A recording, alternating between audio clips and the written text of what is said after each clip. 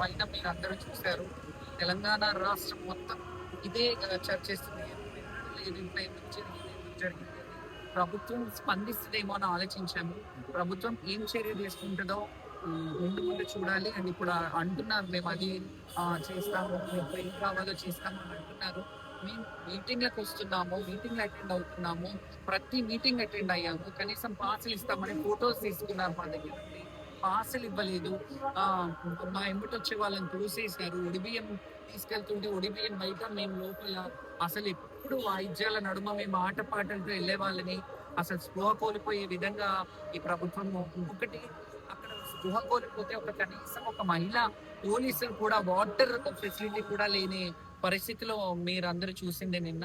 So దానికి శాంతియుతంగా మేము చాలా మంది భక్తులు కూడా బోనాలు కింద పడిపోవడం జరిగింది. వాళ్ళు కూడా ఏడ్చిన పరిస్థితి. ఆడపడుచులు ఏడిస్తే ప్రభుత్వానికి మంచిది కాదని మేము పదే పదే హెచ్చరిస్తున్నాము. ఎందుకంటే గతంలో ప్రభుత్వాలని పొందిన రోజులు కూడా ఉన్నాయి. ఎందుకంటే మంచి చేసినప్పుడు మంచి అని చెప్తాము. మేము క్వశ్చన్ చేసే ఇదిలో ఉంటాం. మేము ఎవరికి ఫేవర్ లో ఉండము. మాకు ఏదైతే ఉందో మేమేం పెద్ద వేదికల మీద మాకు అవకాశం ఏమని అడగట్లేదు. మేము ఓన్లీ మాకు గౌరవప్రదం. ఆల్రెడీ మా జీవితాలు ఎప్పుడూ అంటే హేళన జీవితాలైన మా జీవితాల పట్ల మేము ఎప్పుడూ చింతిస్తూనే ఉంటాం. కానీ మాకు గౌరవప్రదమైన జీవితాన్ని బ్రతకాలని మేము ఆశించడంలో తప్పేముంది? మేము జస్టిస్ గురించి అడగడంలో తప్పేముంది చెప్పండి. మీరు అంటే చర్చలు జరిపారంట కదా, మీతోటి చర్చల్లో ఏం మాట్లాడారు? చర్చల్లో ఇంకా ఏం జరపలేదు, స్పందించలేదు. హాస్యాస్పదమైన విషయం ఏంటంటే ప్రభుత్వం కనీసం స్పందించలేదు దీనిపైన. ఒక్క మినిస్టర్ గానీ, ఒక్క ఎమ్మెల్యే గానీ, ఒక్కరు గానీ మాట్లాడలేదు దీని మీద. అది సిగ్గుచేటు. ఇది పోనీ సరే, ప్రభుత్వం వాళ్ళు చెప్పలేరు, మరి పొజిషన్ వాళ్ళు కూడా కనీసం దీని మీద నోరిప్పట్లేదు. ఒక ఆడపిల్లలకు, ఒక జోగినీలకు అవమానం జరిగితే రాష్ట్రం ఏం బాగుపడుతుంది?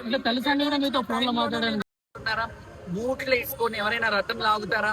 మీరు మీరు మీరు ఫోర్త్ ఫేజ్, మీరు మీడియా అనేది ఫోర్త్ ఫేజ్. మీరేం చేస్తున్నారండి? మీరు కూడా దాన్ని చెప్పొచ్చు కదా, మీడియాను కూడా తోసేశారు. మరి మీరెందుకు మాట్లాడలేకపోతున్నారో నాకు అర్థం కావట్లేదు. దయచేసి నిజంగా చాలా సంతోషంగా ఉంది. చాలా మంది ప్రభుత్వ ఇదిలో ఉన్న వాళ్ళు కూడా మమ్మల్ని నిన్న మా శాంతియుతంగా మేము ఏమైనా పబ్లిక్ ప్రాపర్టీని డ్యామేజ్ చేయలేదు, మేము ఎవరిని దూషించలేదు. శాంతియుతంగా మీరు ఏం చర్యలు తీసుకుంటారు ఇలాంటివి కాకుండా అని అడగడానికి వెళ్తున్నాము. వాళ్ళు ఏం మాట్లాడుతారో, ఎలా స్పందిస్తారో. కానీ పోలీసులు మాత్రం ఇప్పుడు కూడా పోలీసులే ఉంటారు చూడండి. రథం ఉంది, భక్తులు ఎక్కడున్నారండి? పోలీసుల జాతరలు అయిపోతున్నాయి ఇవి. అట్లా అన్నప్పుడు రాజకీయ నాయకులు కానీ వివిఐపీస్ కి టైం కేటాయించండి. ఎన్టీఆర్ గారి హయాంలో ఉన్నప్పుడు 4 o'clock కి వచ్చేవారు. చంద్రబాబు నాయుడు గారు ఉన్నప్పుడు 9 o'clock 8 o'clock వచ్చేవాళ్ళు. ప్రతి ఒక్కరు కూడా ఎర్లీ మార్నింగ్ వచ్చేవాళ్ళు. ఇప్పుడు 1 o'clock వచ్చి అది ఇది స్టార్ట్ చేశారు. అప్పటి నుంచే భ్రష్టు పట్టింది ఇది. అంటే విఐపీలకు ఎక్కువ ఇంపార్టెన్స్ ఇస్తున్నారు. 100% విఐపీలకి ఇంపార్టెన్స్ ఇస్తున్నారు. నేను అనేది విఐపీలు ఇవాళ ఉంటారు, రేపు పోతున్నారు. మేము మాత్రం ఎండనక వాననక అమ్మవారి 15-20 కిలోల బరువును మోస్తూ మేము అమ్మవారికి ఆనందంగా, ప్రభుత్వం మాకేమన్నా డబ్బులు ఇస్తుందా అండి? ఇవ్వదు కదా. మా దండలు, మా ఖర్చులు, మేము ఇప్పుడు లక్షలాది మంది జాతరకు వస్తారండి, మా మీద ఎగబడతారని మేము బౌన్సర్లను పెట్టుకొని ఇవన్నీ ఎందుకు చేస్తాం? మాకు ఏం అవసరం ఖర్చులు పెట్టుకోనంటే? కల్చర్ ని రిప్రజెంట్ చేయాలి. భావి తరాలకు బోనాల పండుగ విశిష్టతని తెలపాలి. మనకి ఏమున్నాయంటే బోనాలు, బతుకమ్మనే మన తెలంగాణ గడ్డకి ఒక ప్రతిష్ట ఉన్నది. బతుకమ్మ కూడా వెరీ ఆఫ్టర్ తర్వాత చాలా తర్వాత మోర్ దూరంలో బతుకమ్మ జరిగింది. కానీ బోనాలు అనేది చరిత్రలో నుంచి ఉంది.